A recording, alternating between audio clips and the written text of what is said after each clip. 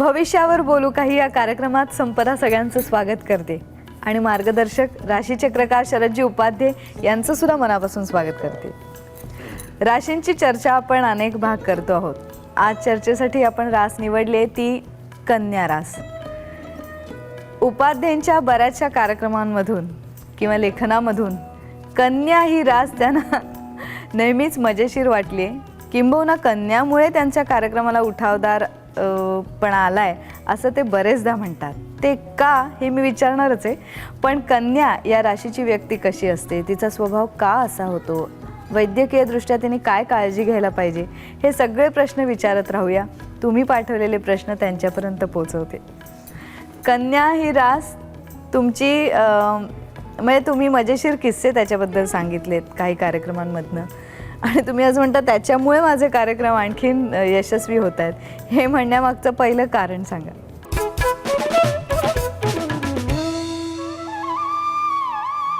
खूप लोक म्हणतात कन्या रास ही संकटाची। समजा राशीचक्र बाजूला ठेवलं, फक्त शास्त्र समोर आणलं, तर कन्या राशीच्या लोकांना मी खरंच मानतो मानवी चुका कधी त्यांच्यातून घडत नाहीत।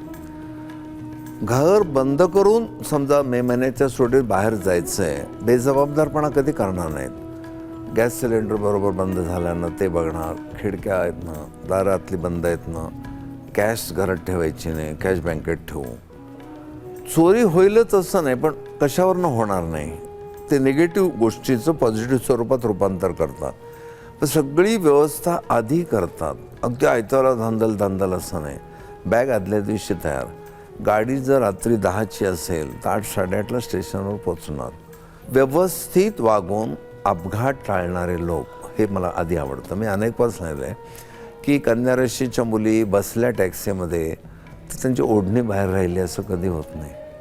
हे पदराचा थोडासा धाडकन दार लावलं असं कधीच नाही। पूर्ण त्या ती ओढणी साडी काय असेल त्या आत घेणार, दार लावणार, पण दार लागले खात्री पटत नाही म्हणून पुन्हा उघडून पुन्हा लावणार। मग आता व्यवहारामध्ये हा भाग थोडा विनोदाचा करायचा म्हणून, नाही तर माझी कन्या राशीवर अपार श्रद्धा आहे। पण मग विनोद करायचं म्हटलं तर काय होतं, कधी कधी त्यांना फार प्रचंड शंका नको त्या येतात। रात्री झोपल्यावर कान बंद करायची काहीच सोय नाही, तर कानात गोम वगैरे कशावरनं जाणार नाही। हा एवढा एक विचार मनात आला की टेन्शन। त्यात त्यांच्या कानावरचे केस बीस वाढलेले असले तर गुळगुळायला लागतं, मग आणखी प्रॉब्लेम होतो। मग ते सेफ साईड म्हणून कापूस घालूनच झोपायला लागतात। पण तो कापूस काढून पण ती जाऊ शकते म्हणून खचून आत घालून झोपणं असे लोक पण मी पाहिलेत। तर कन्येमध्ये शुक्र निश्चितचा, कारण शुक्र चिकित्सा करतो आणि रसिकतेची चिकित्सा कुजलेल्या फळासारखी असते। कधी कधी चिकित्सा भाग करायचाच नसतो, म्हणून मी विनोदाने नाही सांगितलं, प्रत्यक्ष एक उदाहरण सांगितलं होतं की कन्या राशीच्या मुलाचं लग्न ठरलं आणि त्याला खूप अशी शंका यायला लागली म्हणून त्याने डॉक्टरला विचारलं, चुंबनापासून जंतूचा फैलाव होत नाही ना? डॉक्टर म्हणले तू लग्न करू नको, रोज माझ्याकडे एक प्रॉब्लेम घेऊन येशील। तात्पर्य सांगण्याचं, इतक्या शंका कुशंका वगैरे सगळ्या असल्यामुळे चिडचिड होते, रसिकता नाहीशी होते। साधं पाणी प्यायचं असेल ना तर एकदम पित नाहीत ते, 2 घोट प्यायल्यावर पुन्हा बघतात काही नाही ना, पुन्हा प्यायचं असं पण करतात। आपण किती पटकन भात वगैरे खातो ना, ते असं व्यवस्थित खडा नाही आहे ना, अमुक नाही ना, मग किंवा असं मधनंच काहीतरी काय पडलं काय बोलतो ना भातामध्ये, बारीकसं पान वाटतंय ते, मग तुम्ही येऊन सांगायचं काय ना तिकडे पत्ता येतो, मग समाधान होतं। एक कन्याच्या माणसामध्ये एक लहान मूल लपलेलं असतं भयभीत, त्याचं सारखं समाधान करायला लागतं एक भाग। आणि बाकीचे लोक एक आविष्कार दाखवतात, शृंगाराचा असो रागाचा असो, इतकं नाही यांचं असं कॅल्क्युलेटिव्ह सगळं असतं। शुक्रासारख्या रसिल्या ग्रहाला पारखी झालेली रास असल्यामुळे सगळ्याच क्षेत्रात थोडा परिणाम होतो। मग या राशीतला साथ देणारा ग्रह कोणता जो उच्च स्थानावर आहे? कन्येतला बुध म्हणजे अतिशय अकाउंटन्सीची आवड। खूप लोकांना हिशोब लिहायची सवय असते रात्री। मी असं म्हणेन की तुम्ही तसं करण्यापेक्षा जास्तीत जास्त इन्कम कसा वाढेल इकडे पण लक्ष द्या, पण अकाउंटन्सी हा एक प्रकार त्यांच्यात फार असतो। तर त्यामुळे त्याला एक बुध सोडला, कुठल्याच ग्रहाला ही चिकित्सा आवडणार। चंद्र आला तर मन चिकित्सक होईल, मंगळ आला तसे लढाईची तयारी केली, लढू का नको हा प्रॉब्लेम होईल। शनी महाराज कन्येत आले तर पुरी डायजेस्टिव्ह सिस्टमच खराब करून टाकतील. पण कन्या राशीमध्ये उच्चीचा ग्रहच नाही, बुधच फक्त उच्चीचा. सो पण तोच आणि उच्च पण तोच. अशा राशीत याला फारसं इतर ग्रहांचं मन होत नाही. कन्या राशीचा मनुष्य सहजासहजी एकदम कोणाशी मैत्री करत नाही. केली फॉर्मल रिलेशन ठेवतो, अगदी जर खात्री पटली तर त्याच्या आयुष्यात तो येतो. पण वैचारिक मतभेद त्यांचे खूप होतच असतात. कधी कधी ना छोट्या छोट्या गोष्टी इग्नोर करायच्या असतात, मग मैत्रीला मजा येते. ते बारीक बारीक गोष्टी, मी तुला मित्र मानता येतो ह्या पॅटर्नमधूनच जायला पाहिजे, तर जात नाहीत कधी कधी काही लोक. कन्या राशीच्या कोणती 3 नक्षत्र त्याच्यात येतात? आपण इथे सिंह राशीमध्ये मघा झाल्यावर पूर्वा फाल्गुनी म्हणून आहे, ते अर्धवट राहील कन्येत कंटिन्यू होतं. मग त्याच्यात हस्त येतं. कन्येतलं हस्त नक्षत्र हे खास करून कन्येला शोभा आणतं किंवा काय त्रास असेल ते आणतं. कन्या राशी हस्त नक्षत्र म्हणजे टिपिकल कन्येचा माणूस. आणि टिपिकल कन्येचं मनुष्य म्हणताना सगळ्या गोष्टी तोलून मापून अक्षर व्यवस्थित असतं आणि टेन्स असतात. ते डॉक्टर जे आपल्याला सांगतात रिलॅक्स रिलॅक्स, दातबीत काढताना आपण त्याशी मसल आवळून धरतो, म्हणजे रिलॅक्स.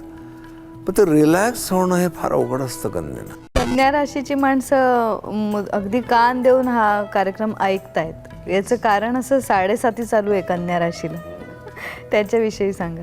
शनीची कन्याला 7:30 चालू होऊन झाली 2.5 वर्ष आता. पण 7:30 मध्ये जे त्रास होतात ते एरवी सुद्धा कन्या भोगतच असते.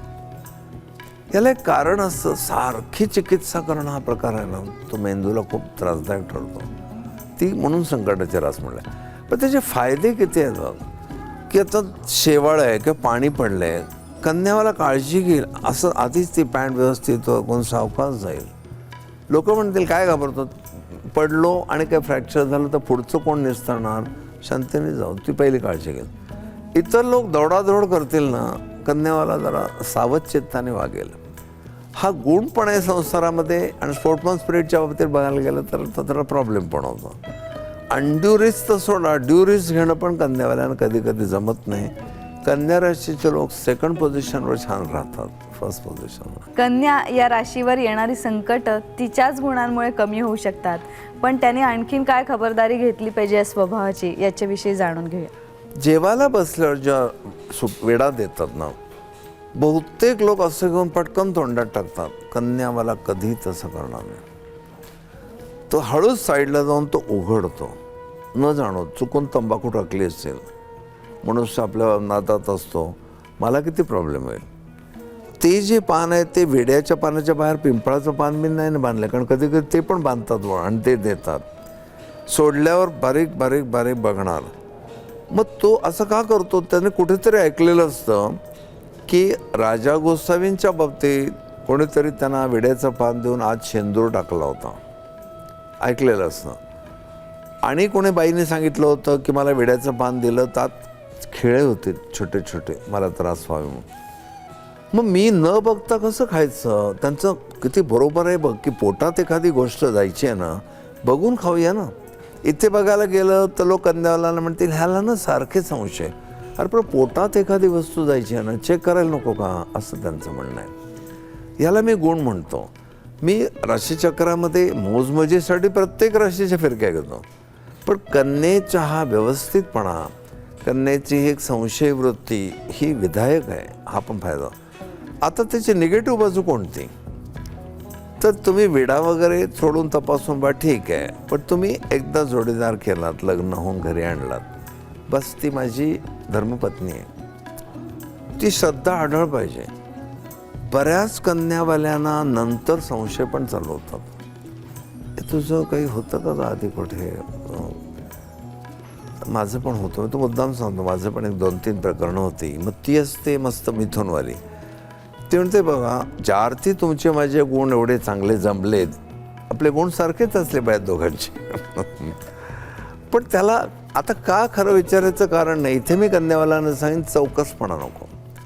ती आली ना तुमच्या घरी, पास संपला, आता ती माझी आहे, आणि असं तुम्ही लागवीपणाने तुमचं वर्तन ठेवा.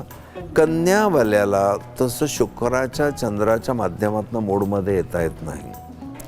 कन्या राशीच्या नवऱ्याकडून तुम्ही वृषभ राशीच्या मिथुन राशीच्या नवऱ्याप्रमाणे अपेक्षा करूच नका.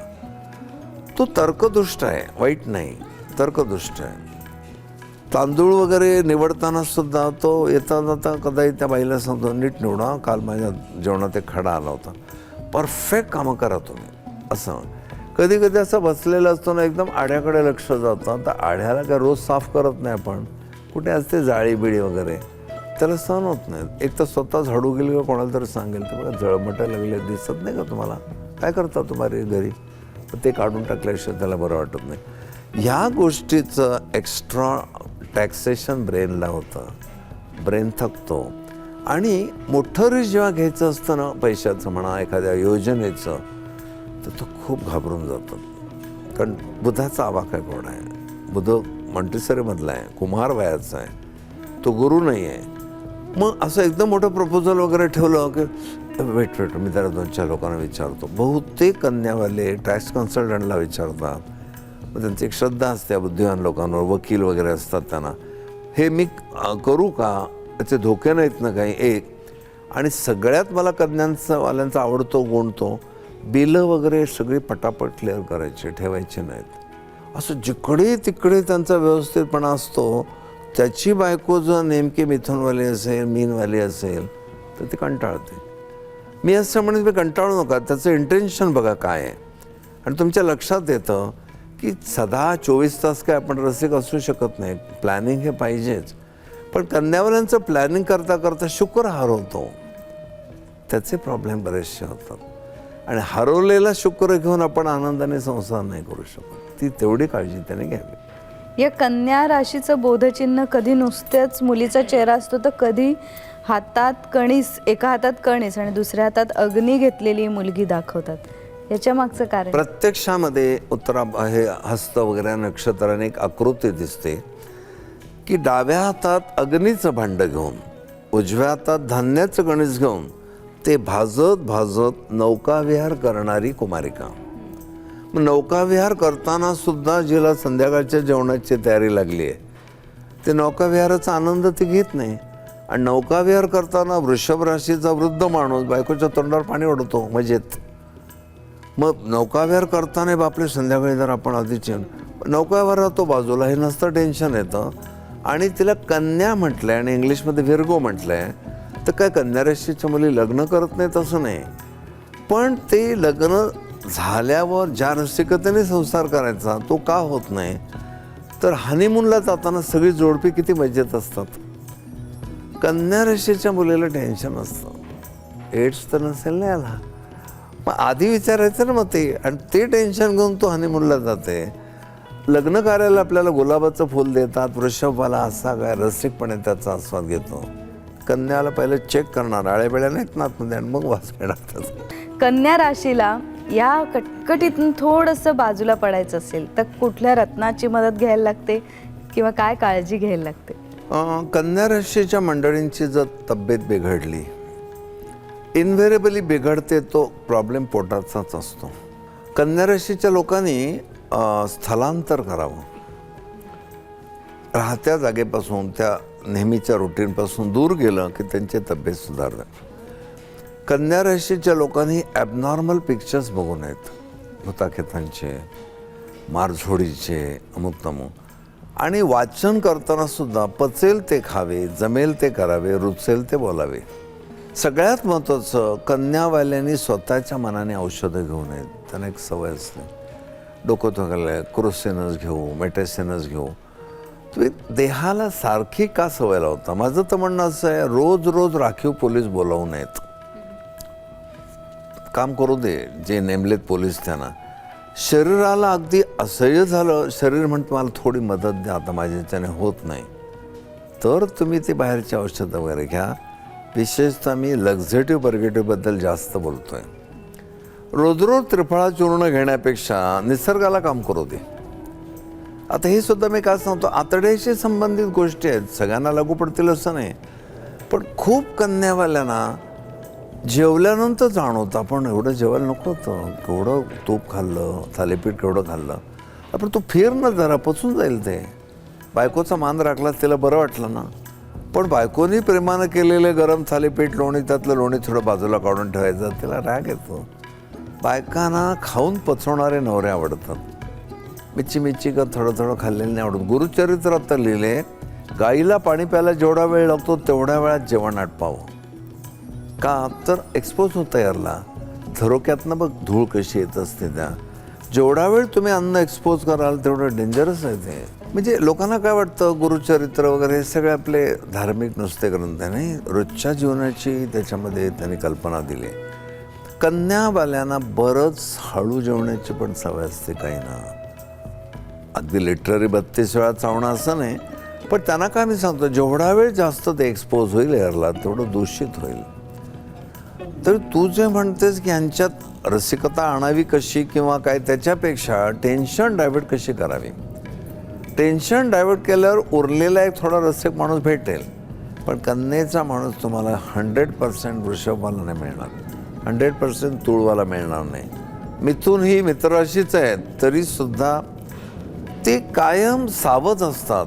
आणि प्राणभयाने सावध असलेला पक्षी जसा एन्जॉय करतो, टुकू टुकू टुकू टुकू इकडे तिकडे बघत बसतो.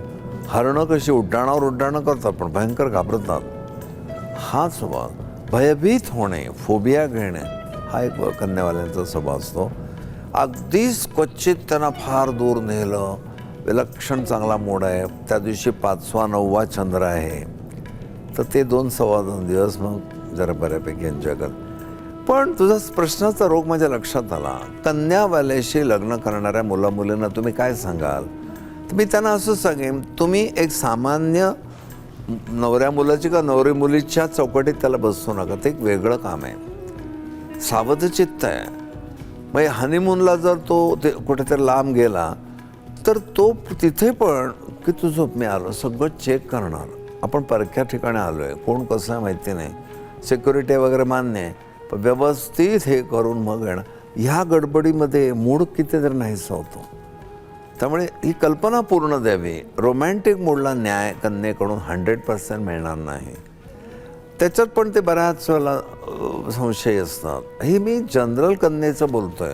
कन्येवर जन्म घेऊन जो एखाद्याचा शुक्र वृषभेचा असतो, गुरु धनुचा असतो, खूपच त्याचं ते कमी होईल. पण ती माती कन्येचीच आहे.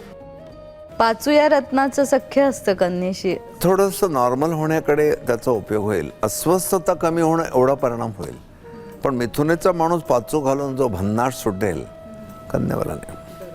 आणि आता कार्यक्रमाचा शेवट करता करता सांगा की कन्येचं तुम्ही आतड्याशी संबंध दिलात, त्याचं शास्त्रीय मेडिकल ॲस्ट्रॉलॉजीप्रमाणे कन्या राशी म्हणजे जठरापासून चालू होणारा भाग, जठरानंतरचा ते गुदद्वारापर्यंत, हा सगळा कन्या राशीच्या अंमलाखाली येतो.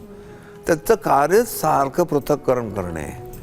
तसं कन्येच्या लोकांच्या मनात एक पृथक्करण खूप चालू असतं. त्यांना शंका पण चित्रविचित्र असतात. मला एका कन्यावाल्याने पण अलीकडे काय काय विचारलं. एकाने विचारलं, ते हवाबाण हरडीच्या गोळ्या उंदराच्या लेंडेसारख्या का असतात? आता मी म्हटलं का माझा प्रॉडक्ट आहे का तो? असे पण काही ॲबनॉर्मल स्वभाव आहेत. इन जनरल कन्याच्या धनबाजूमध्ये सावधचित्त माणूस आणि ऋणबाजूमध्ये चिडचिडा अस्वस्थ. आपण कुंडली बघून ठरवावं.